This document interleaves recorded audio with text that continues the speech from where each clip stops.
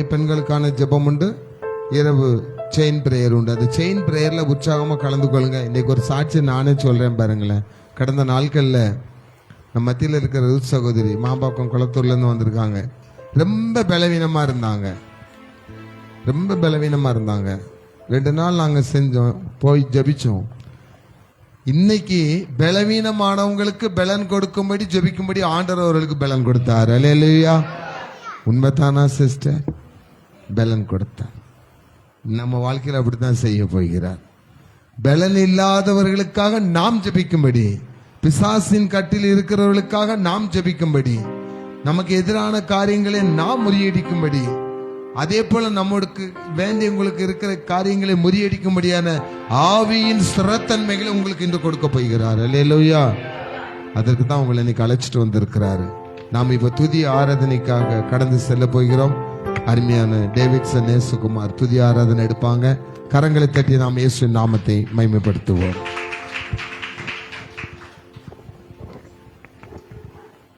ஹல்லேலூயா. எல்லாரும் ஆண்டவரை ஆராதிக்கும்படியாக கொஞ்ச நேரம் இருக்கிற இடத்துல இருந்து அப்படியே எழும்பலாமா? ஹல்லேலூயா. யோவான் சொல்கிறான், அவர் பெருகவும் நான் சிறுகவும் வேண்டும். ஹல்லேலூயா. அவர் நம்ம வாழ்க்கையில் பெருகும்போது அவருடைய கிருபை நம்ம கிட்ட பெருகுது. ஆமென். அவர் கிருபை பெருகும்போது நம்ம வாழ்க்கையில் முடிந்து போன வாழ்க்கையை கூட ஆண்டவர் உயிர்ப்பிக்கிறார், கட்டுகிறார். இடிந்து போன ஒரு வாழ்க்கையை கட்டி எழுப்புகிற தேவன். அதுக்கு நம்ம அவருடைய கிருபை நம்ம கிட்ட பெருகணும். எல்லாரும் கண்களை மூடி, அப்பா நீங்க எனக்குள்ள பெருகுங்க, என் வாழ்க்கையில பெருகுங்க, என் இல்லத்துல பெருகுங்க, என் உள்ளத்துல பெருகுங்கப்பா. அவர் பெருக பெருக பெருக நம்முடைய வாழ்க்கை உயரும். நம்முடைய வாழ்க்கையில இருக்கிற எல்லா குறைவுகளும் அழிந்து போகும். முடிந்து போன வாழ்க்கை புது உருவம் எடுத்து உருவாகும். புதிய துவக்கங்கள் உருவாகும் உடைய வாழ்க்கையில. ஹல்லேலூயா. அதுக்கு அவர் நமக்குள்ள பெருகணும். அவரை துதிக்க துதிக்க, அவரை பாட பாட அவருடைய கிருபை நமக்குள்ள பெருகும். அவர் துதிகளில் பிரியப்படுகிற தேவன். எனவே அவரை துதிக்கும் போது அவருடைய கிருபை நமக்குள்ள பெருகுது. எல்லாரும் சேர்ந்து சொல்லலாமா? அப்பா நீங்க வாங்கப்பா, எங்க இதயத்துல நீங்க வாங்கப்பா. அப்பா எங்க வீட்டுக்கு நீங்க வாங்கப்பா. என் வாழ்க்கையில நீங்க வாங்கப்பா. என் வாழ்க்கையில நீங்க பெருகிக்கிட்டே இருங்கப்பா. நீங்க பெருகினாதான்ப்பா நாங்க பெருக முடியும். எனக்குள்ள நீங்க பெருகிட்டே இருங்கப்பா. ஹல்லேலூயா. ஹல்லேலூயா. அவர் பெருகும் போது மற்றவர்கள் கண்களுக்கு அற்பமா எண்ணப்படுகிற நீ அவருடைய கண்களுக்கு மட்டும் விசேஷித்தவனாய் காணப்படுகிறாய். மற்றவங்களாம் உன்னை அற்பமா பார்க்கலாம், ஆனா ஆண்டவர் உன்னை விசேஷித்தவனாய் பார்க்கிறார். ஹல்லேலூயா. அவர் பெருகணும். அப்படிப்பட்ட அன்புள்ள தேவன் உன் இதயத்துல பெருகணும். நீர் மட்டும் பெருகணும், நீர் மட்டும் பெருகணும், நீர் மட்டும் பெருகணும், நீர் மட்டும் இயேசுவே, நீர் மட்டும் பெருகணும், நீர் மட்டும் பெருகணும், நீர் மட்டும் பெருகணும், நீர் மட்டும் இயேசுவே. இன்னொரு வாட்டி சொல்லலாமா? நீர் மட்டும் பெருகணும், நீர் மட்டும் பெருகணும், நீர் மட்டும் பெருகணும், நீர் மட்டும் இயேசுவே. எல்லாமே முடிந்ததென்று என்னை பார்த்து இகழ்ந்தனர், இனி என்றும் எழும்புவதில்லை என்று சொல்லி நகைத்தனர். உங்களை பார்த்து சொல்றாங்களா? எல்லாமே முடிந்ததென்று என்னை பார்த்து இகழ்ந்தனர், இனி என்றும் எழும்புவதில்லை என்று சொல்லி நகைத்தனர். ஆனாலும் நீங்க என்ன கண்ட விதம் பெரியது, என் உயர்வின் பெருமை எல்லாம் ஒருவர் கூறியதே. ஆனாலும் நீங்க என்ன கண்ட விதம் பெரியது, என் உயர்வின் பெருமை எல்லாம் ஒருவர் கூறியதே. சொல்லுமா?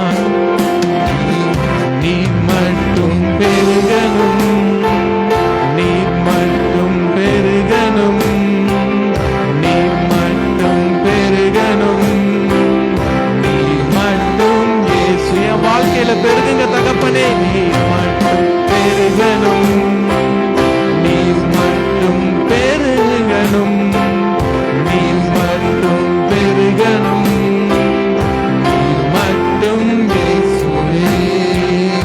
உடைக்கப்பட்ட பாத்திரமானேன், உபயோகமற்றிருந்தேன், ஒன்றுக்கும் உதவுவதில்லை என்று சொல்லி ஒதுக்கப்பட்டேன். உடைக்கப்பட்ட பாத்திரமானேன், உபயோகம். உங்களை ஒதுக்கிட்டாங்களா? ஆண்டவரை நோக்கி கூப்பிடுங்க.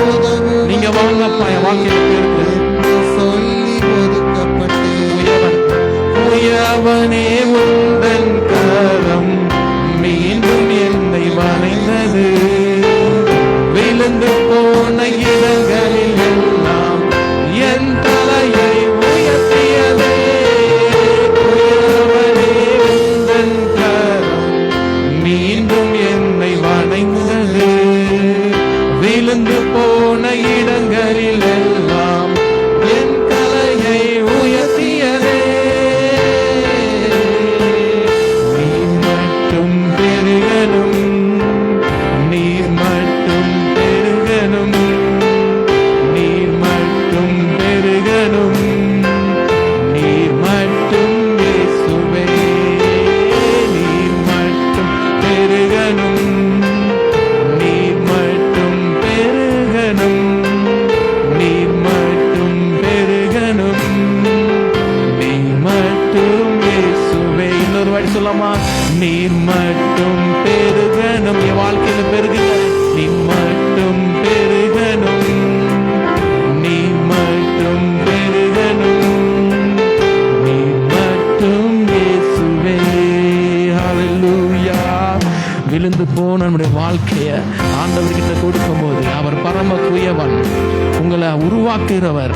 உடைந்து போன உங்க வாழ்க்கைய மறுபடியும் அவர் செப்பனிட்டு புதுமையாய் ஆக்குகிறவர். ஹல்லேலூயா, ஹல்லேலூயா. அவரே என்னுடைய பரம குயவன். அவர் கரத்துல நம்ம அர்ப்பணிக்கும் போது ஒன்றுமே செய்ய முடியாத ஒண்ணு ஒரு அழகான பாத்திரமாக உருவாக்க வல்லமை உள்ளவர். எல்லாராலையும் ஒதுக்கப்பட்ட ஒண்ண ஒரு அழகான பாத்திரமாக உருவாக்க வல்லமை உள்ளவர். அவர்கிட்ட ஒப்படைக்கலாமா நம்மள? ஹல்லேலூயா. அவருடைய கண்கள் அழகான கண்கள் பரத்திலிருந்து நம்மை நோக்கி பார்த்து கொண்டிருக்கிறது. அவர் கண்களை பற்றி வேதத்தில் சொல்லப்பட்டிருக்கிறது, அக்கினி ஜுவாலை. அவருடைய கண்கள் அக்கினி ஜுவாலை.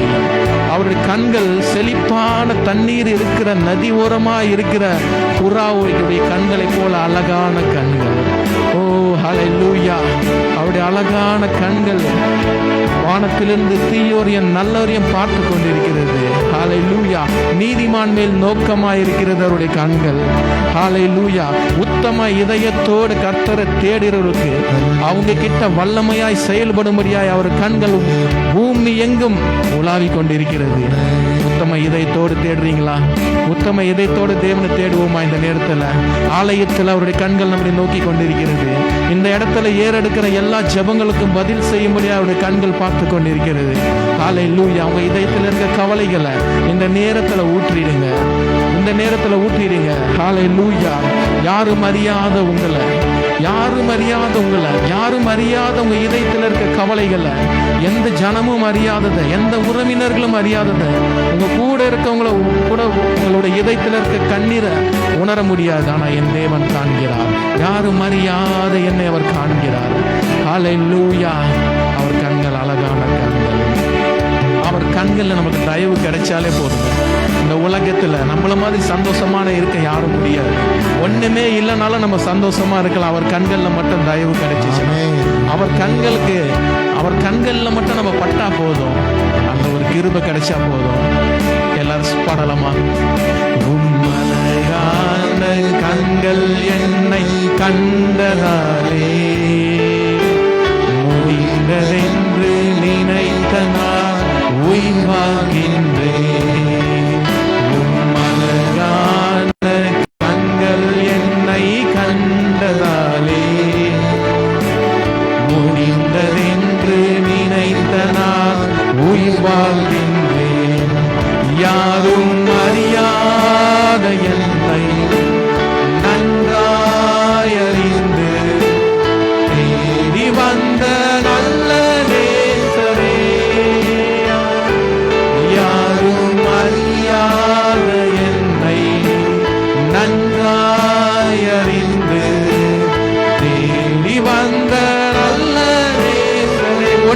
இல்லாத என்னை, ஒன்றும் இல்லாத என்னை உம் காருண்யத்தாலே உயர்த்தி வைத்த நல்ல நேசரே.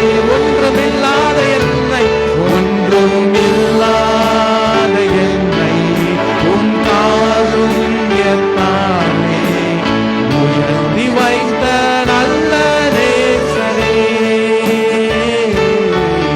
உம் அழகான கண்கள் என்னை கண்டதாலே முடிந்ததென்று நினைத்த நான் உயிர் வாழ்கின்றேன். உம் அழகான கண்கள் என்னை கண்டதாலே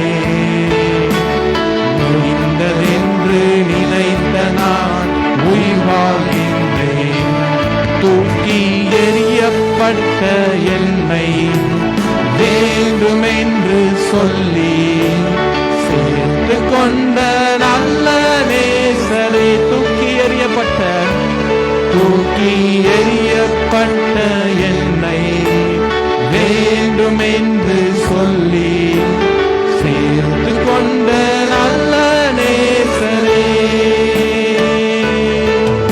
உம்மழகான மக்கள் கண்டதாலே முடிந்ததென்று நினைச்சப்பா, முடிந்ததென்று நினைத்த நான் உயிர் வாழ்கின்றேன்.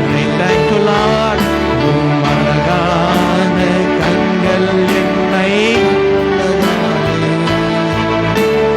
முடிந்ததென்று நினைத்த நான் உயிர் வாழ்கின்றேன். உங்க குடும்பங்கள்ல உங்க சகோதர சகோதரிகளோ உங்க நண்பர்களோ நீங்க அதிகமாக நேசித்தவர்கள் உங்களை தூக்கி எறிஞ்சிட்டாங்களா?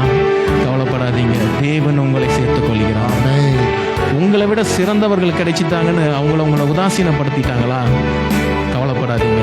இந்த உலகத்திலே சிறந்தவர், வானத்திலும் பூமியிலும் சிறந்தவர் ஒருவர், தேவன். அவர் கண்ணுக்கு நீங்க தான் சிறந்தவர்கள். அவர் உங்களை தான் தேடி வருகிறார், உங்களை தான் சேர்த்துக் கொள்கிறார். ஹல்லேலூயா. அதனால் நம்மளை உதாசீனப்படுத்தினவங்களை குறித்து நம்ம கவலைப்பட தேவையில்லை, நம்மளை வெறுத்தவங்களை குறித்து நம்ம கவலைப்பட தேவையில்லை, நம்மளை ஒதுக்கினவங்களை குறித்து நம்ம கவலைப்பட தேவையில்லை, நம்மளை சேர்க்காதவங்களை குறித்து நம்ம கவலைப்பட தேவையில்லை. கர்த்தருடைய கண்கள் மட்டும் உங்க மேல இருக்குதுன்றத நம்பிக்கையோட இருங்க. கர்த்தருக்கு நான் சிறந்தவன்ற நம்பிக்கையோட இருங்க. கர்த்தருக்கு நான் சிறந்தவள், சிறந்த தேவனுக்கு நான் சிறந்தவன், சிறந்த தேவனுக்கு நான் சிறந்தவள். ஹல்லேலூயா.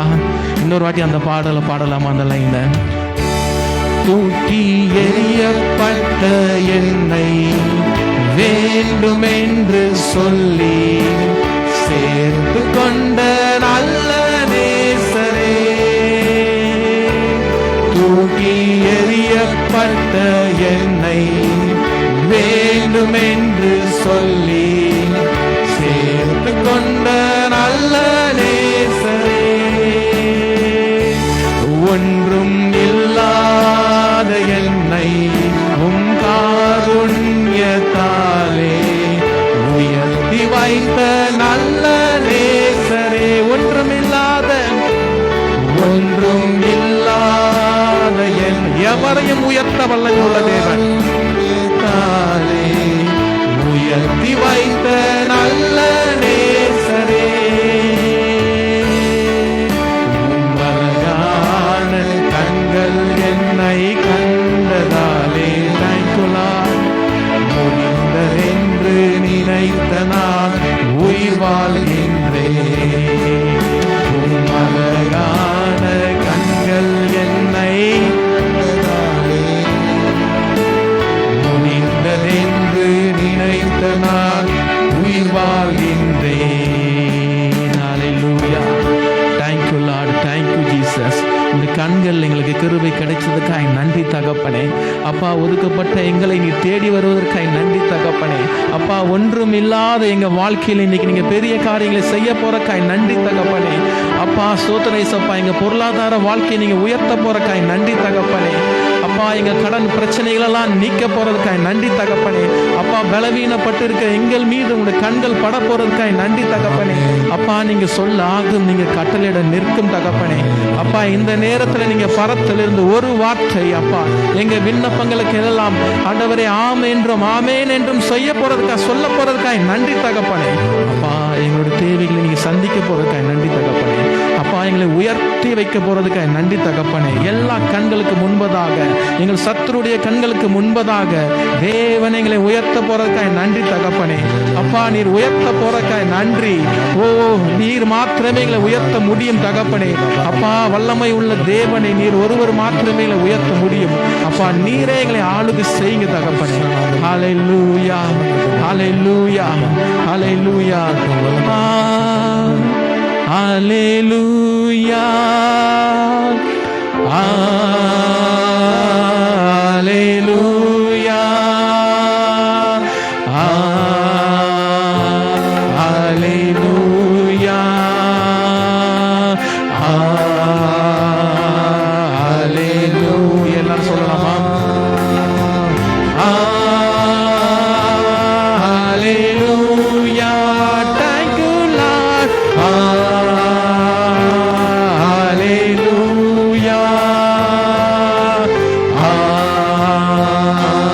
ஹல்லேலூயா, ஹல்லேலூயா. நன்றி இயேசுவே, நன்றி இயேசுவே, நன்றி இயேசுவே, நன்றி இயேசுவே, நன்றி இயேசுவே, நன்றி இயேசுவே, நன்றி இயேசுவே, நன்றி இயேசுவே. ஹல்லேலூயா, பரலோகம் மகிமைப்படுவதாக. ஹல்லேலூயா, என் தேவனுக்கு எல்லா துதி கனமும். ஹல்லேலூயா, ஹல்லேலூயா. கரங்களை உயர்த்தி ஹல்லேலூயா, ஹல்லேலூயா, ஹல்லேலூயா, ஹல்லேலூயா. நன்றி இயேசுப்பா, நன்றி இயேசுப்பா. Thank you Jesus, thank you Jesus. அப்பா இந்த நேரத்தில் உடைய பிரசன்னம் எங்களோடு இருப்பதற்காய் நன்றி தகப்பனே. அப்பா எங்கள் ஒவ்வொருவரையும் ஆண்டவரை நீங்கள் நிரப்புனதுக்காய் நன்றி தகப்பனே. அப்பா எங்களோடு இடைப்படுங்க தகப்பனே. மீதியான நேரம் முழுவதும் பொறுப்படுத்த நடத்துங்க. இயேசு கிறிஸ்துவின் மூலம் ஜெபிக்கிறோம் எங்கள் ஜீவனுள்ள நல்ல தகப்பனே, ஆமென். தயவுசெய்து உட்காருவோம்.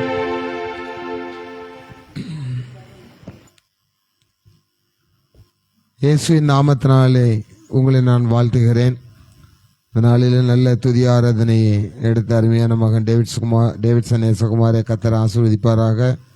வருங்காலத்தில் இந்த ஏலிமின் ஜெப வீட்டினுடைய ஊழியங்களை செய்வதற்காக அர்ப்பணிக்கப்பட்டிருக்கிற மகனை அவனுக்காக ஜெபித்து கொள்ளுங்க.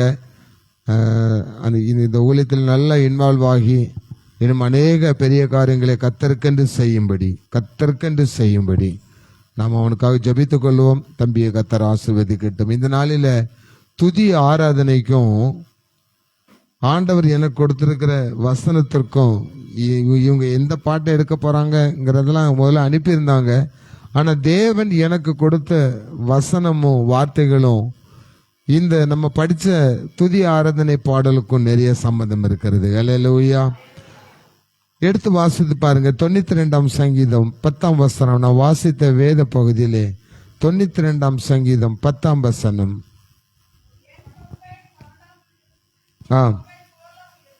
என் கொம்பை காண்டாமிருகத்தின் கொம்பை போல உயர்த்துவீர்,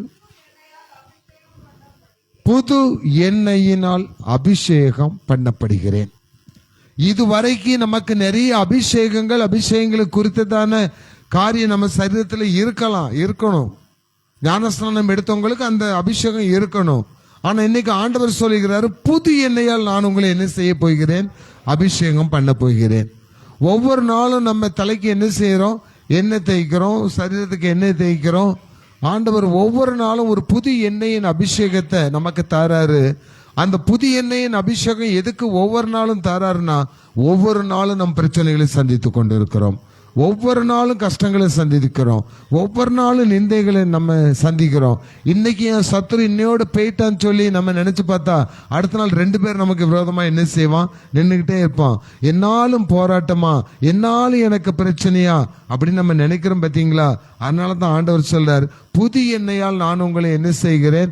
அபிஷேகம் பண்ணுகிறேன். ஏன்னா அந்த புது எண்ணெயின் அபிஷேகம் நுகங்களை முறித்திடும். அல்லேலூயா. கட்டுகளை அறுத்திடும். அப்போ தேவன் இன்னைக்கு நம்ம அபிஷேகம் லிசன், நல்லா கவனிச்சிடுங்க. அபிஷேகம் அந்நிய பாஷைகளை நாம் பேசுவது, தீர்க்க தரிசனங்களை நாம் சொல்லுவது, இதே தான் ஒரு ஆங்கிள் வந்துட்டு இருக்கோம். இந்த அபிஷேகம் யாருக்கு கொடுக்கப்பட்டது? முன்னாடி நின்று பிரசங்கம் பண்றவங்களுக்கு, இல்லாட்டி வியாதிஸ்தர்களுக்காக ஜெபிக்கிறவங்களுக்கு, அவங்களுக்கு தான் இந்த அபிஷேகம் இருக்குன்னு நம்ம நாமே என்ன செஞ்சிட்டு இருக்கோம்? குறுக்கிட்டு இருக்கோம். இன்னைக்கு தேவனுடைய அபிஷேகம் நமக்குள்ள எப்படி வருது? யாருக்கு அதை கொடுக்க போகிறார்? அதுதான் அழகா அந்த அழகான கண்கள் என்னை கண்டதாலேங்கிற பாட்டில் நம்ம படிச்சோம். ஆதியாகமத்தின் புஸ்தகம் 12ஆம் அதிகாரம் 1ஆம் வசனத்தை எடுத்தவர்கள் வேகமாக வாசிங்க. கர்த்தர் ஆபிரகாமை நோக்கி, நீ உன் தேசத்தையும் உன் இனத்தையும் உன் தகப்பனுடைய வீட்டையும் விட்டு புறப்பட்டு நான் உனக்கும் காண்பிக்கும் தேசத்திற்கு போ. இவ்வளவுதான். எங்கேயோ இருந்த ஒரு ஆபிரகாம், பெரிய குடும்பம், ஆபிரகாமுடைய குடும்பம். அந்த குடும்பத்திலிருந்து ஆபிரகாம மட்டும் ஆண்டவர் என்ன செய்றாரு? வெளியே கூப்பிடுறாரு. நீ வா, உன் குடும்பம் மட்டும் வெளியே என்ன செய்யட்டும், வரட்டும். பிரித்து எடுக்கிறாரு. ஏன்னா அவங்க செய்கிற தொழிலாம் விற்கிற இந்த சிலைகள் செய்கிற தொழில். அங்கிருந்த பிரிச்சு எடுத்து எல்லாத்தையும் விட்டுட்டு இப்ப எப்படி வர்றாரு? அவரு ஒண்ணும் இல்லாம வந்து நிற்கிறாரு.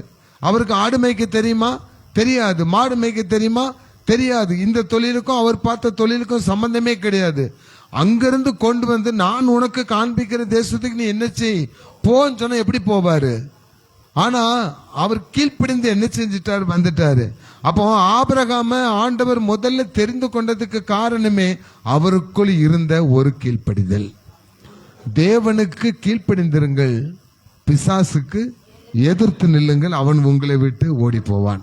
அப்ப தேவனுக்கு கீழ்ப்படிறவங்க மேல தேவன் ஒரு பெரிய அபிஷேகத்தை ஊற்றுகிறார். இந்த ஒன்றுமில்லாத இந்த ஆபிரகாமுக்கு ஆண்டவர் செய்த காரியங்களை பாருங்க. ஆதியாகமம் 15ஆம் அதிகாரம் 1ஆம் வசனத்தை வாசித்து பாருங்க. இந்த காரியங்கள் நடந்த பின்பு ஆபிராமுக்கு தரிசனத்திலே உண்டாகி, அவர் ஆபிராமே நீ பயப்படாதே, நான் உனக்கு கேடகமும் உனக்கு மகா பெரிய பலனுமாயிருக்கிறேன். அல்லேலூயா சொல்லுங்களேன். எல்லாத்தையும் விட்டுட்டு வந்துட்டான் ஆண்டவரே. ஆண்டவர் சொல்றாரு, பயப்படாத. நீ உங்களை பார்த்தா சொல்றாரு, எல்லாத்தையும் இழந்துட்டேன், எல்லாத்தையும் விட்டுட்டேன், பாடல்ல படிச்ச மாதிரி தூக்கி என்ன செஞ்சு பட்டுட்டேன்? எரியப்பட்டுட்டேன், ஒன்றுக்கும் உதவாதவன் ஒதுக்கப்பட்டுட்டேன். ஆண்டவர் சொல்லுகிறார், பயப்படாதே. ஆமென். நான் உனக்கு பலத்த கேடகமும் பெரிய துருகமும் நான் உனக்கு என்ன செய்கிறேன்? இருக்கிற என்ன தெரியுமா? எல்லாராலையும் தள்ளப்பட்ட உனக்கு, உன் புருஷனால விலக்கி வைக்கப்பட்டிருக்க உனக்கு, உன் குடும்பத்தில் பிள்ளைகளால ஒதுக்கி விட்ட உனக்கு, உன் சொந்தக்காரங்க எல்லாரும் கூட நிலைமை பார்த்து விலகி போன உனக்கு, தனிமைப்படுத்தப்பட்ட உனக்கு ஆண்டவர் சொல்லுகிறார், நான் பலனா இருக்கிறேன். அல்லேலூயா. அதுதாங்க அபிஷேகம். அந்த வார்த்தையை ஆபிரகாம் என்ன செஞ்சான்? விசுவாசித்தான். எந்த வார்த்தை என்ன ஆபிரகாம் சொல்றாரு? நீ என்னதான் வேணாம் சொல்லுங்க ஆண்டவரே, எனக்கு இன்னும் குழந்தை இல்லை. இதே தான் அவன் சிந்தனையில ஓடிட்டு இருக்கு. அவனு வெளியே கூட்டு வந்து கடற்கரை மண்ணையும் கொடுத்து நட்சத்திரத்தையும் காட்டி, இதே மாதிரி உன் சந்ததியை நான் என்ன செய்வேன்? பெருக பண்ணுவேன்னு சொல்ல, அதை அப்படியே என்ன செஞ்சுட்டான்? நம்பிட்டான். நம்பி அதை விசுவாசிக்கிறான். முதல்ல அவன் கர்த்தருடைய சொல்லுக்கு என்ன செஞ்சான்? கீழ்ப்படிஞ்சான். அந்த கீழ்ப்படிந்தனால அவனுக்கு என்ன கிடைச்சிச்சுன்னா, அதே ஆபிரகாம் குறித்து சொல்லப்பட்டிருக்கு. அவன் வேலைக்காரன் வந்து சொல்றான், என் எஜமானனை ஆண்டவர் என்ன செய்திருக்கிறார்? ஆசீர்வதித்திருக்கிறார். இப்போ அவரு பெரிய செல்வ சீமானா இருக்கிறான். எப்படி வந்தவர்? ஒன்றும் இல்லாமல் எல்லாவற்றையும் விட்டுவிட்டு கர்த்தருடைய வார்த்தைக்கு கீழ்ப்படிந்து விசுவாசத்தில் வல்லவனாய் இருந்தனால அவர் பெரிய சீமானாய் மாறிவிட்டார். ஆமென் சொல்லுங்க. ஏசாயா 51:2 எடுத்து வாசித்து பாருங்க. ஏசாயா 51:2.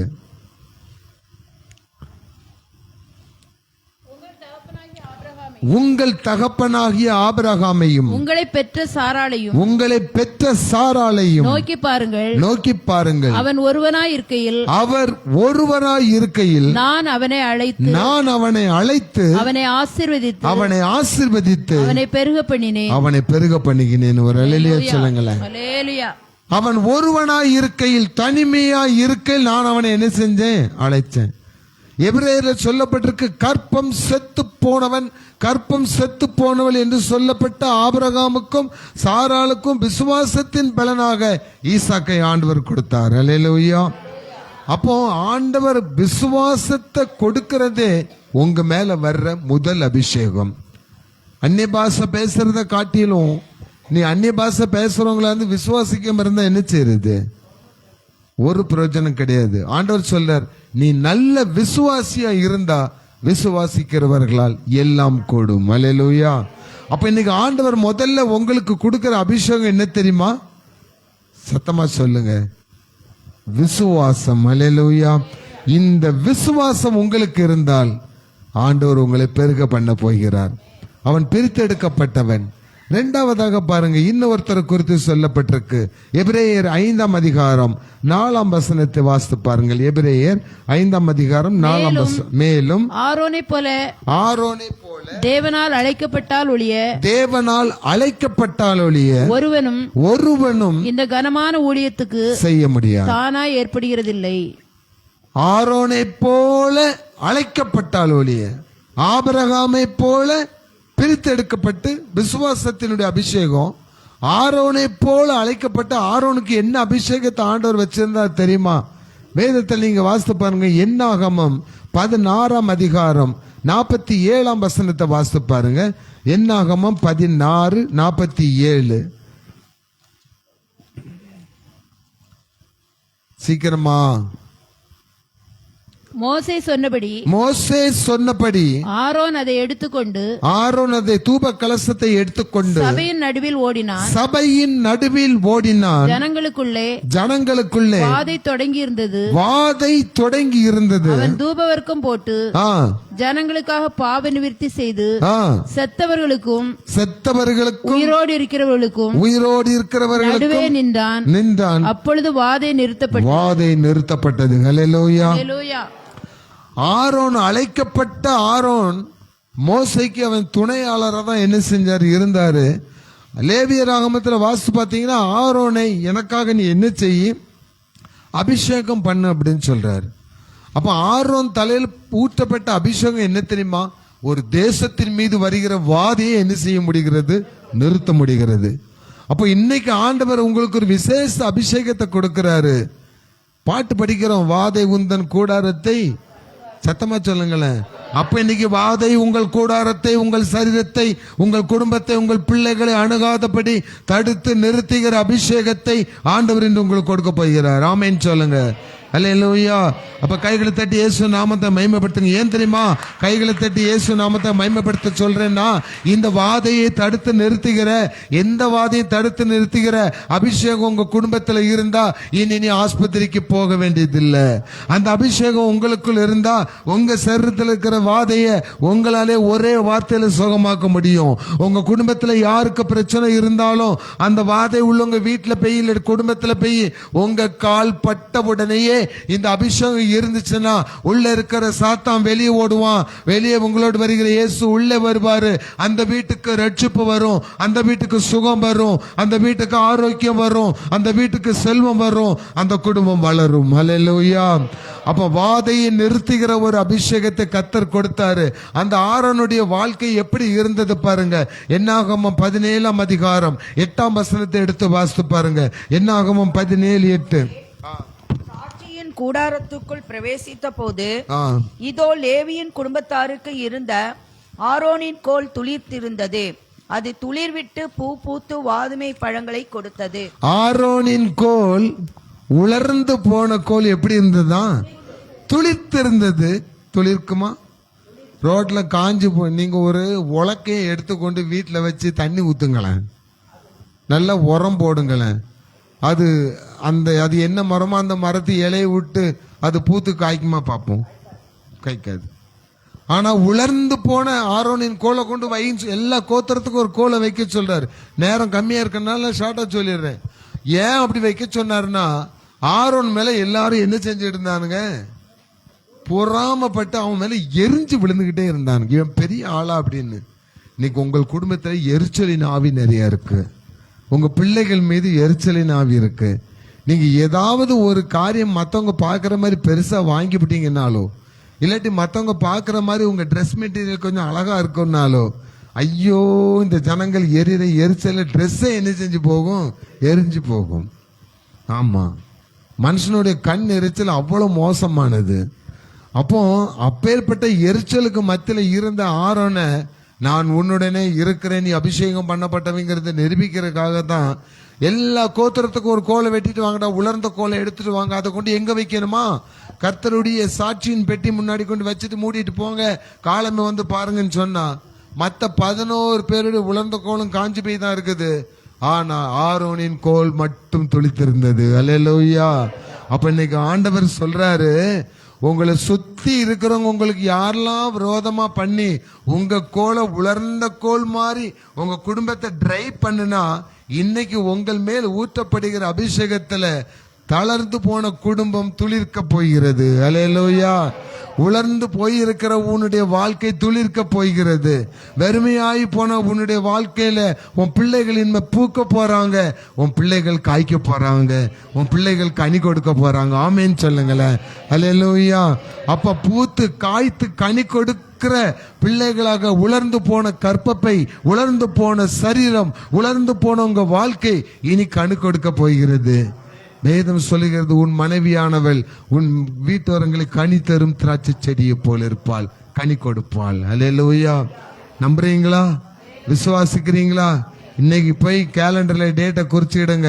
அடுத்த வருஷம் இதே நேரத்துல குழந்தை இல்லாம யாரெல்லாம் ஜெபிக்கிறீங்களோ அவங்க குடும்பத்துல கூவா கூவா சத்தம் கேட்கும். ஆமேன்னு சொல்லுங்களேன். சந்தோஷமா சிரிச்ச முகமா சொல்லுங்க. அப்ப அந்த வார்த்தையை நீங்க என்ன செய்யணும்? விசுவாசிக்கணும். ஆமேன். அடுத்தபடியாக பாருங்க, 1 சாமுவேலின் புஸ்தகம் 16ஆம் அதிகாரம் 12ஆம் வசனம். வாசிங்க கிருபாகரன். ஆள் அனுப்பி அவனை அழைப்பித்தான். அவன் சிவந்த மேனியும் அழகிய கண்களும் நல்ல ரூபமுள்ளவனாய் இருந்தான். அப்பொழுது கர்த்தர், இவன் தான், எழுந்து இவனை அபிஷேகம் பண்ணு. அல்லேலூயா. தாவீது அழகா இருந்தான், அதுக்காக அபிஷேகம் பண்ணல. அவன் வாழ்ந்த இடம் எப்படி தெரியுமா? எல்லா சகோதரராலும் ஒதுக்கப்பட்டவன். மற்றவெல்லாம் ஆர்மியில இருக்கான், நல்ல கவர்மெண்ட் வேலையில இருக்கிறான். இந்த பையன் மட்டும் என்ன செஞ்சிட்டு இருக்கான்? பிரதர், பைபிளே மாத்தி விட்டீங்களே பிரதர். ஆடு மேய்ச்சிட்டு இருக்கான். எங்க இருக்கிறான்? வனாந்தரத்துல. வீட்டு பக்கத்துல ஆடு மேய்ச்சாலும் பரவாயில்ல, வீட்டை விட்டு எத்தனையோ மைலுக்கு அங்க போய் ஆடு மேய்ச்சிட்டு இருக்கான். அப்ப ஆண்டவர் பாருங்களேன், குடும்பத்தால புறக்கணிக்கப்பட்டவனை ஆண்டவர் தெரிந்து கொண்டார். ஹல்லேலூயா. அப்போ இன்னைக்கு அபிஷேகம் யார் மேல வரப்போகுதுன்னா, குடும்பத்தாரால், உறவினரால், நண்பர்களால், சபையால், விசுவாசிகளால், தெருமக்களால், ஊர் மக்களால் புறக்கணிக்கப்பட்டிருக்கிற உங்களை அபிஷேகிக்கும்படி ஆண்டவர் தெரிந்து கொண்டார். தாவீதினுடைய வாழ்க்கை பாருங்க. அவன் ஆடு மேய்ச்சி படிப்பறிவே இல்லாத ஒரு தாவீத ஆண்டவர் என்ன செஞ்சாராம்? 2 சாமுவேல் 5ஆம் அதிகாரம் 10ஆம் வசனத்தை வாசித்து பாருங்க. 2 சாமுவேல் 5ஆம் அதிகாரம் 10ஆம் வசனம். தாவீது நாளுக்கு நாள் விருத்தி அடைந்தான். சேனைகளின் தேவனாகிய கர்த்தர், சேனைகளின் தேவனாகிய கர்த்தர் அவனோடே கூட இருந்தார். அவனோடே கூட இருந்தார். ஹல்லேலூயா. இப்போ உங்களுக்கு ஆண்டவர் ஒரு நல்ல ஒரு ஆசீர்வாதமான வார்த்தை தரார். விருத்தி அடையாத குடும்பம் நம்ம தான். ஏதோ என்ன செய்யறோம்? சாப்பிட்றோம், தூசி படுக்கையை தூசி தட்டி என்ன செய்யறோம், தூங்குறோம். காலமே என்ன செய்யறோம், எந்திரிக்கிறோம், குடுகுடுன்னு வேலைக்கு என்ன செய்யறோம், போறோம். இந்த ஸ்டேட்டஸான வாழ்க்கையில இன்னொரு படி நம்மளால என்ன செய்ய முடியல, மேல போக முடியல. ஒரு படி ஏறினா பாஸ்டர் 7 படி என்ன செய்யுது, சறுக்குது. நீ படியில ஏறினா தானே சறுக்க முடியாது, நீ சறுக்கல ஏறினா சறுக்க தான் செய்யும். உங்களுக்கு ஒரு படியை வச்சிருக்கிறாரு. அந்த படி தான் தாவீது ஆண்டவர் மேல் வச்சிருந்த நம்பிக்கையின் படி. அல்லேலூயா. தேவனே உண்மையே நான் என்ன செய்திருக்கிறேன், நம்பி இருக்கிறேன். நிறைய இடத்துல தாவீது சொல்றாரு. அங்கதான் சொல்றாரு, கர்த்தரை நம்பிக்கிறவனோ செழிப்பான்னு சொல்லிட்டாரு. அவ்வளவு நம்பிக்கை தாவீதுக்கு. ஏன்னா அந்த ஒன்றுமில்லாத பைபிள் சொல்லுது, ஆடுகளின் பின்னே அலைந்த அவனை நான் என்ன செய்தேன், கண்டுபிடித்தேன். சங்கீதம் 89:20 எடுத்து வாசித்து பாருங்க. சங்கீதம் 89:20. சீக்கிரமா. என் தாசனாகிய தாவீதை கண்டுபிடித்தேன், என் பரிசுத்த தைலத்தினால் அவனை அபிஷேகம் பண்ணினேன். அல்லேலூயா. நீங்களாம் யார் தெரியுமா? தேவனால் கண்டுபிடிக்கப்பட்டவர்கள். அல்லேலூயா. புறக்கணிக்கப்பட்ட உங்களை தேவன் கண்டுபிடித்து உங்களை அபிஷேகம் பண்ணுகிறார். அந்த அபிஷேகம் பண்ணின ஆண்டவர் தாவீதோடே கூட இருந்தார். அவன் வர வர விருத்தி அடைந்தான். அல்லேலூயா. அப்போ இன்னைக்கு கண்டுபிடிச்சு உங்களை அபிஷேகம் பண்ணுகிற ஆண்டவர் உங்களை விட்டு என்ன செய்ய போறதில்லை, விட்டுட்டு ஓடிட போறதில்லை. உங்க கூடவே இருப்பார். நீங்க விருத்தி அடைவீங்க, உங்க குடும்பம் விருத்தி அடையும், உங்க பிள்ளைகள் விருத்தி அடைவாங்க, உங்க கையின் வேலைகள் தொழில்கள் எல்லாம் என்ன செய்யும், விருத்தி அடையும். நீங்க மகா பெரிய நல்ல ஐஸ்வர்யமான குடும்பமா மாற போறீங்க. ஆமேன்னு சொல்லுங்களேன். யாருக்கெல்லாம் நான் பணக்காரன் ஆகணும், பணக்காரி ஆகணும் ஆசை இருக்கு? சிரிப்பு தான் வருது, வார்த்தை வர மாட்டேங்க. இப்ப திடீர்னு உங்க ஒருத்தருக்கும் ஒரு ஆளுக்கு ஒரு கார் உங்க வீட்டுக்கு ஆண்டவர் தாரான்னு சொன்னா நிறுத்துறதுக்கெல்லாம் இடம் இல்லை, போங்க பாஸ்டர் அப்படியே சொல்லுவீங்க. கோட்டச்சோரை இடிச்சாவது, வீட்டில் ஒரு ரூமையாவது இடிச்சாவது, ஒரு பார்க்கிங்கை உண்டு பண்ணி கார் ஓட்ட தெரிஞ்சாலும் இல்லாட்டி தள்ளி கொண்டாவது வீட்டில் கொண்டு என்ன செஞ்சு போடுவோம், நிறுத்தி போடுவோம். அப்படித்தானே? அந்த கார் பரலோகத்துக்கு வராது. ஆமீன். அந்த கார் பரலோக ராஜ்யத்துக்கு வராது. நம்ம பரலோக ராஜ்யத்திற்கு வழியில கொண்டு போற மாதிரி ஒரு ஆசீர்வாதத்தை, உலகத்தின் ஆசீர்வாதத்தை கொடுக்கிறது எதுக்குன்னா, நீ பின்வாங்கி என்ன செஞ்சிடக்கூடாது, பேரக்கூடாது. என் பிள்ளைகள் வெக்கப்பட்டு என்ன செய்யக்கூடாது, பேரக்கூடாது. என் பிள்ளைகள் பசியோடு என்ன செய்யக்கூடாது, வாடக்கூடாது. என் பிள்ளைகள் நோய்வாய்ப்பட்டு என்ன செய்யக்கூடாது, கிடக்கக்கூடாது. சத்ரு இதே தான் செஞ்சிட்டு இருப்பான். அதை பார்த்து நமக்கு ஏன்டா இந்த வம்பு, இயேசுவும் வேண்டாம், ஒருத்தர் வேண்டாம், அவர் சிலுவையில் அடித்தாலும் சரி, சாத்தனாலும் சரி, நமக்கு என்ன வந்து போச்சுன்னு உலகத்தை பார்த்து நீ பின்வாங்கி ஓடிட்டேன்னா நித்திய ஜீவனை நீங்க என்ன செய்ய முடியாது, பெற்றுக்கொள்ள முடியாது, பரலோக ராஜ்யத்துக்கு போக முடியாது. அப்ப நீங்க கண்டுபிடிக்கப்பட்ட உங்கள் மீது தேவனால் ஊற்றப்படுகிற அபிஷேகம் உங்களை வர வர விருத்தி அடைய செய்ய போகிறது. அல்லேலூயா சொல்லுங்க. 1 நாளாகமம் 18ஆம் அதிகாரம் 6ஆம் வசனத்தையும் 13ஆம் வசனத்தையும் வாசித்து நாம் வாசிக்க போகிறோம். 1 நாளாகமம் 18ஆம் அதிகாரம் 18. தமஸ்குவுக்கு அடுத்த சீரியாவிலே 6ஆம் அதிகாரம் வாசிங்க 18:6. தானியங்களை வைத்தான். சீரியர் தாவீதை சேவித்து அவனுக்கு காணிக்கைகளை செலுத்தினார்கள். தாவீது போன இடத்திலெல்லாம் கர்த்தர் அவனை காப்பாற்றினார். அல்லேலூயா. 13ஆம் வசனத்தை வாசிங்க. ஆகையால் தாவீது ஏதோமிலே தானியம் போட்டான், நாணயம் போட்டான். ஏதோமியர் எல்லாரும் அவனை சேவிக்கிறவர்களானார்கள். தாவீது போன இடத்திலெல்லாம் கர்த்தர் அவனை காப்பாற்றினார். 2 இடத்துல சொல்லப்பட்டிருக்கு. தாவீது போன இடத்திலெல்லாம் அவனுக்குள்ள இருந்த அபிஷேகம் அவனை காப்பாற்றியது. அல்லேலூயா. கர்த்தர் உன் போக்கையும் வரத்தையும் இது முதற்கொண்டு என்றென்றைக்கும் காப்பார். ஆமென் சொல்லுங்க. அப்போ புறக்கணிக்கப்பட்ட உங்களை விருத்தி அடைய செய்கிற ஆண்டவர் நீங்க போகிற இடமெல்லாம் உங்களை காப்பாற்ற போகிறார். நீங்க இனிமே கீழே விழ போறதில்லை. சாத்தான் அந்த உங்க பக்கத்தில் ஒரு அம்மா உட்காந்துருக்காங்க, ட்ரெயினுக்குள்ள விழுந்து சாக வேண்டிய ஆளு, கம்பார்ட்மெண்ட்ல வலிக்கு விழுந்தனால தப்பிச்சு கட்டு போட்டு இன்னைக்கு கட்டை பிரிச்சுட்டு வந்தாச்சு, நாளைக்கு வேலைக்கு போறாங்க. அல்லேலூயா. இனிமேல் சாத்தான் உங்களை என்ன செய்ய முடியாது, தள்ள முடியாது. அப்ப பாருங்க, சமுதாயத்தால் உலகத்தால் புறக்கணிக்கப்பட்ட ஒரு சகோதரி மீது தேவனுடைய அபிஷேகம் இருந்தனால தான் காப்பாற்றப்பட்டாங்க. இன்னைக்கு ஒரு நம்பிக்கை வேணும். நானோ என் பிள்ளைகளோ எங்க போனாலும் டூ வீலர்ல போனா அதுக்காண்டி பறந்துகிட்டுலாம் போகக்கூடாது. கரெக்டா ரூல்ஸ் படி வண்டியை ஓட்டுங்க. போனா நான் போகிற இடத்துலலாம் கத்தரன்னு என்ன செய்வார்? காப்பாற்றுவார். ட்ரெயின் சத்தம் கன்னியாகுமரி எக்ஸ்பிரஸ் அப்படி பாம்னு ஊதிட்டு வரான். வணக்கம் மச்சான், மாப்பிள்ள நல்லா இருக்கியான்னு ஃபோன் பேசிட்டு போனா அவன் ட்ரெயினில் அடிப்பட்டு தான் என்ன செய்யணும்? சாகணும். ட்ரெயினில் அடிப்பட்டு செத்துட்டார், இதுக்கு நீதி விசாரணை பைத்தியக்கார கூட்டம் மாதிரி உடனே ஒரு போராட்டத்தை என்ன செய்யறது? மார்ச்சரில் போய் பண்ணிட்டு இருக்குது. எங்களுக்கு பாதுகாப்பு அட பைத்தியக்காரன் உன்னை எவன்டா ஃபோன் பேசிட்டு போச்சான்னா? ஒரு பெரிய வால் போஸ்ட் பெரிய பேனர் கட்டிடுறானுங்க சினிமா நடிகருக்கு. அவன் கடவுளா? அவனுக்கு பின்னாலோடி கட்டை பிடிச்சி ஏறி போய் மேலே போய் பாலாபிஷேகத்தை அப்படி ஊத்துவான். அந்த சட்டி கீழே ஒன்று இவனுக்கு கீழே வந்துடும். சட்டி உடையும் மண்டையும் உடஞ்சி வெஞ்சத்து போயிடுவான்.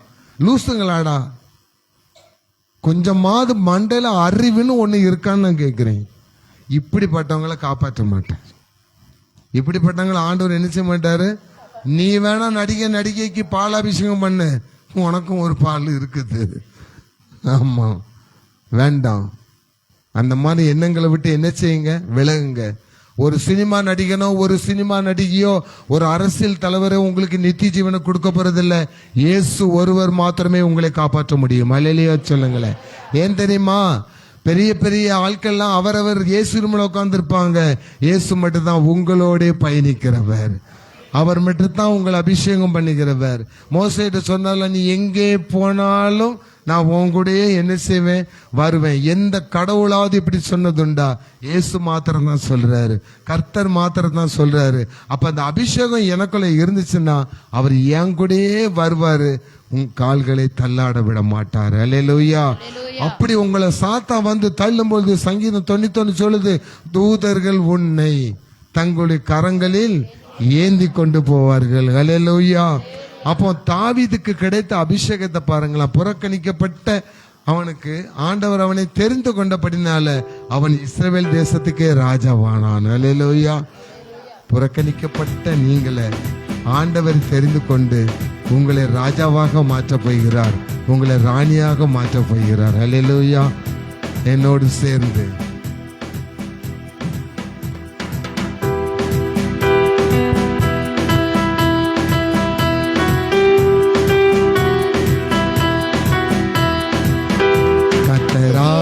என்னில் அசைவாடிட தாவீதை போல் துதிப்பேன். கர்த்தராவி என்னில் அசைவாடிட தாவீதை போல் துதிப்பேன். துதிப்பேன் துதிப்பேன் தாவீதை போல் துதிப்பேன்.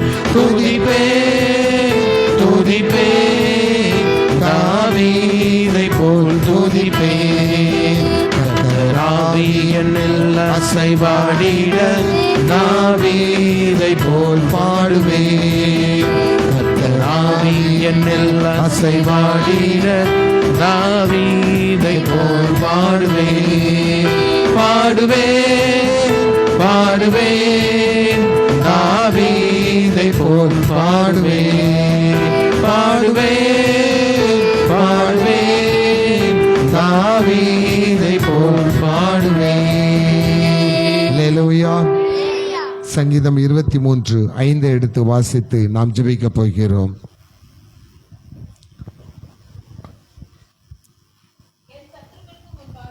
என் சத்துருக்களுக்கு முன்பாக நீர் எனக்கு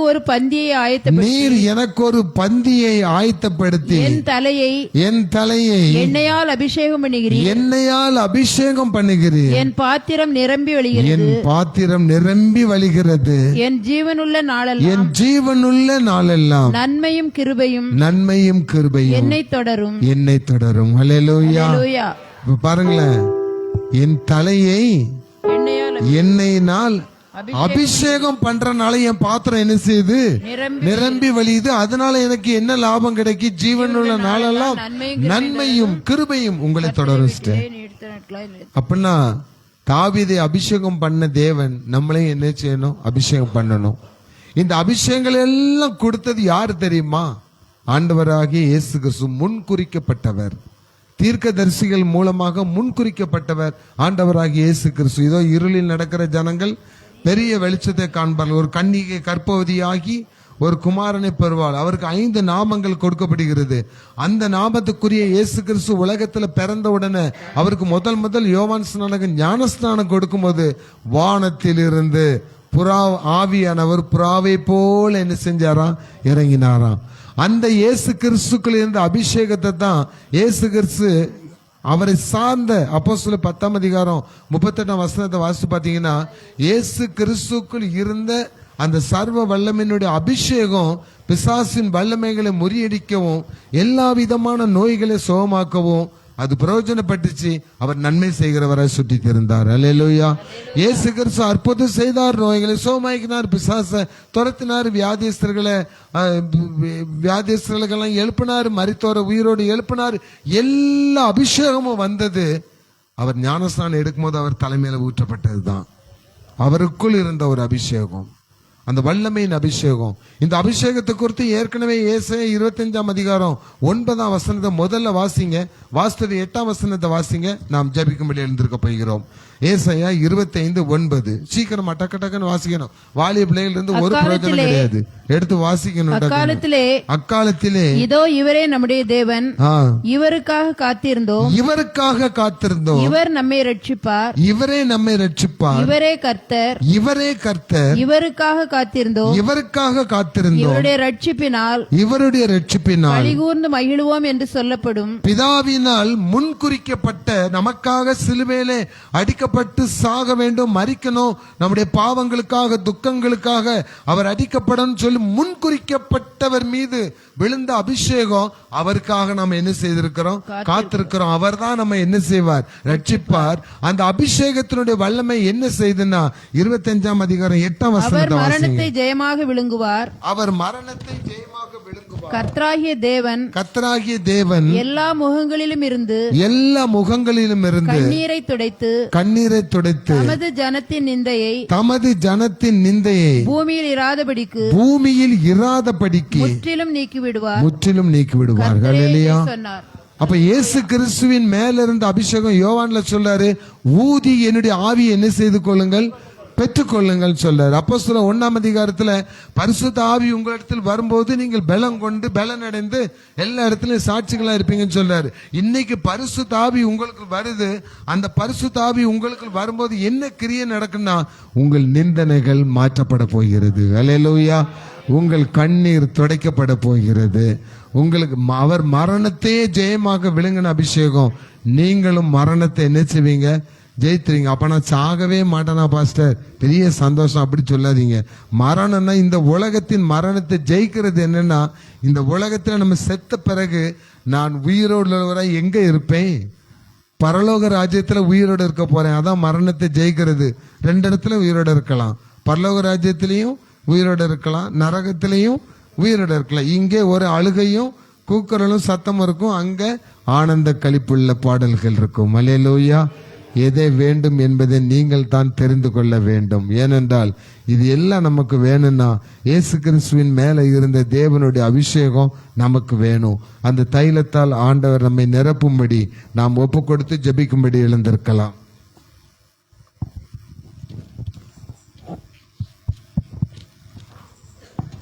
கடைசி நேரம். ஆண்டவரே, என்னை ஆனந்த தைலத்தால் அபிஷேகம் செய்திடுமான்பா. என்னுடைய உலர்ந்த எலும்புகள் இப்போ உயிர் பெறணும். அல்லேலூயா. யாருக்கெல்லாம் வலிகள் இருக்கு, எலும்பு வலி, நரம்பு வலி, முதுகு வலி, முதுகு எலும்பு வலி, இன்னைக்கு அது எல்லாம் உயிர் பெற போகிறது. அந்த ஆனந்த தைல அபிஷேகத்தால் ஆவியானவர், அன்பின் ஆவியானவர் நம்ம மேல இறங்க போகிற. யாருக்கெல்லாம் அந்த வாஞ்சை இருக்கிறதோ அவங்களுக்கு அவங்க வாழ்க்கையில வறண்ட நிலம், வறண்டு போன பிள்ளைகளுடைய வாழ்க்கை வயல்வெளியாய் மாற போகிறதா. ஆவியானவர் தான் அதை செய்ய போகிறார். நல்ல உற்சாகமா ஒப்பு கொடுத்து நம்ம ஜெபிப்போம்.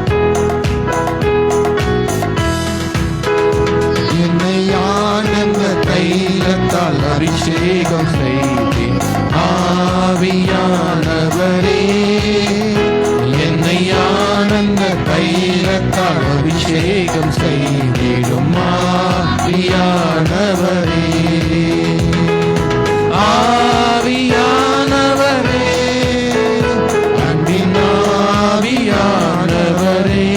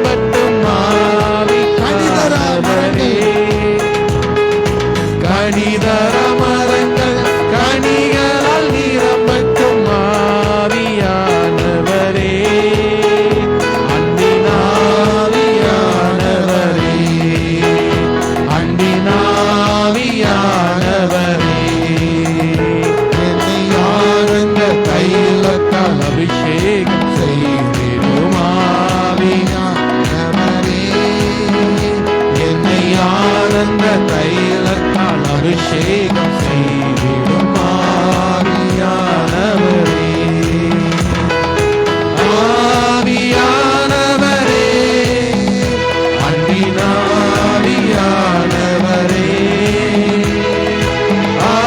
ஆவியானவரே, அன்பின் ஆவியானவரே, அன்பின் ஆவியானவரே.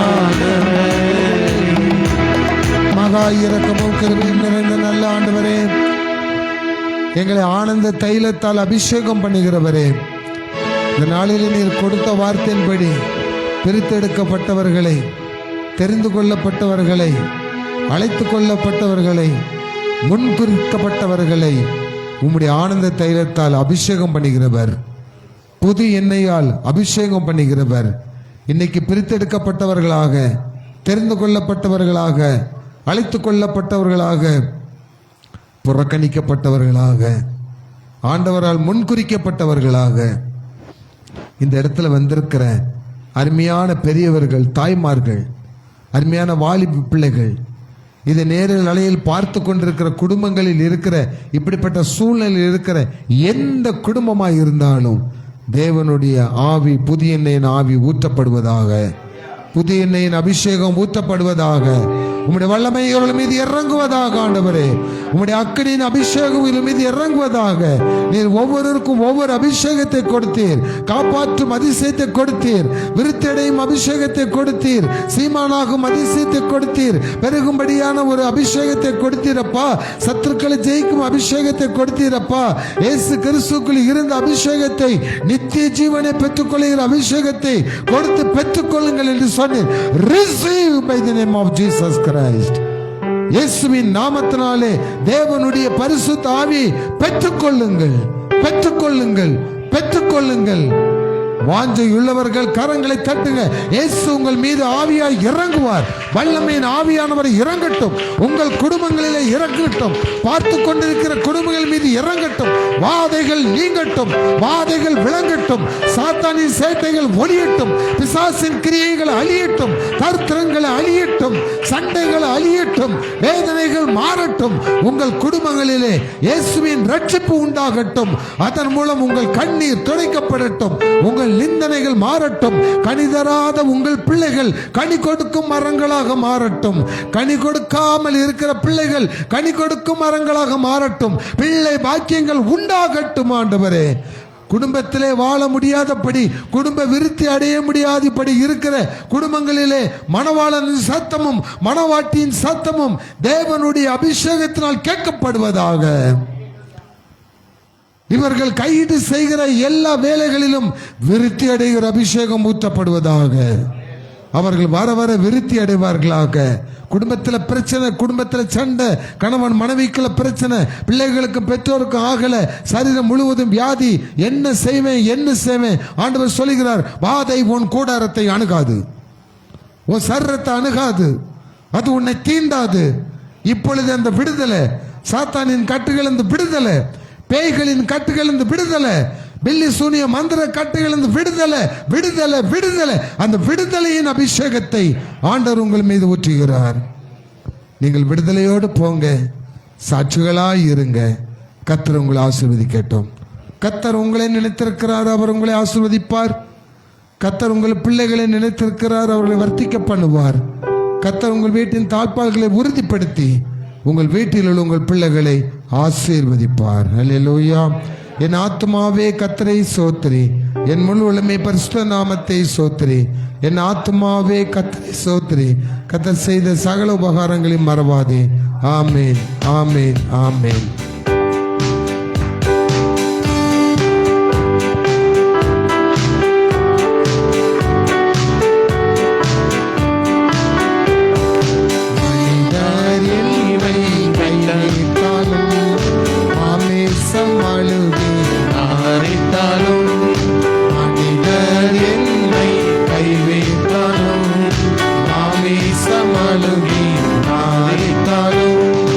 ஐஸ்வர்யம்